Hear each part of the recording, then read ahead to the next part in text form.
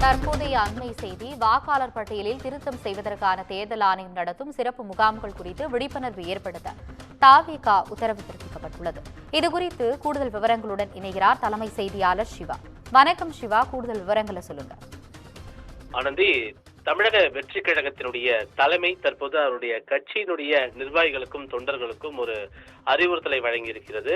இந்திய தேர்தல் ஆணையம் 2025 ஜனவரி 1 என்பதை தகுதியாக கொண்டு வாக்காளர் பட்டியல் சிறப்பு சுருக்க முறை திருத்தத்தினை ஏற்கனவே அறிவித்திருந்தது. அந்த அடிப்படையில நவம்பர் 16, 17 அதே போன்று 23, 24 ஆகிய இந்த 4 தேதிகளில் வாக்காளர் சிறப்பு சுருக்க திருத்த முறை மேற்கொள்ளப்படும்.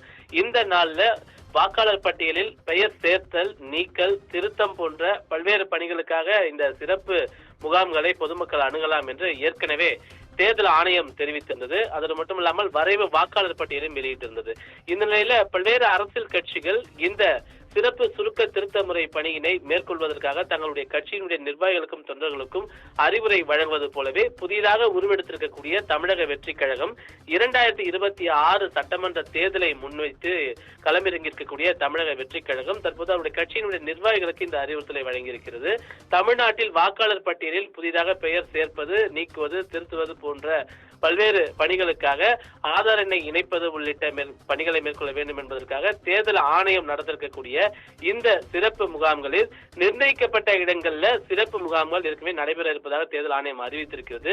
புதிதாக பெயர் சேர்க்க சில ஆவணங்களை சான்றாக இணைக்க வேண்டும் என்றும், மேலும் அங்கு வழங்கப்படக்கூடிய விண்ணப்ப படிவங்களை உடனுக்குடன் நிரப்பி முகாம்களில் இருக்கக்கூடிய அலுவலர்களிடம் ஒப்படைக்க வேண்டும் என்றும் தேர்தல் ஆணையம் தெரிவித்திருக்கக்கூடிய நிலையில தமிழக வெற்றி கழகத்தினுடைய தலைவர் விஜய் அவர்களுடைய அறிவுறுத்தலின்படி தமிழக வெற்றி கழகம் சார்பாக ஒவ்வொரு மாவட்டங்கள்ல இருக்கக்கூடிய சட்டமன்ற தொகுதிகள், அதே போன்று மாநகரம், ஒன்றியம், நகரம், பேரூராட்சி, பகுதி, வார்டு, வட்டம், கிளை என அனைத்து பகுதிகளிலும் இருக்கக்கூடிய நிர்வாகிகள் பொதுமக்களுக்கு உரிய விழிப்புணர்வை ஏற்படுத்தக்கூடிய வகையில அந்தந்த பகுதிகளில் நடைபெற இருக்கக்கூடிய அந்த 4 நாட்கள் நடைபெறக்கூடிய இந்த சிறப்பு முகாமுல முழு வீச்சில் தங்களை ஈடுபடுத்திக் கொள்ள வேண்டும். குறிப்பாக மாவட்ட தலைவர்கள் தொடங்கி அணி தலைவர்கள் என அனைவருடைய மேற்பார்வையிலும் ஒவ்வொரு தொகுதிக்கும் நியமிக்கப்பட்டிருக்கக்கூடிய 7 தற்காலிக பொறுப்பாளர்கள் தமிழக வெற்றி கழகத்தினுடைய நிர்வாகிகளை முழுமையாக இந்த பணிகளில் ஈடுபடுத்திக் கொண்டு இந்த முகாம் மூலமாக ஒவ்வொரு பகுதிகளிலும் ஆட்டோ பிரச்சாரம் செய்வதற்கு மட்டுமல்லாமல் பொதுமக்களுக்கு உரிய முறையில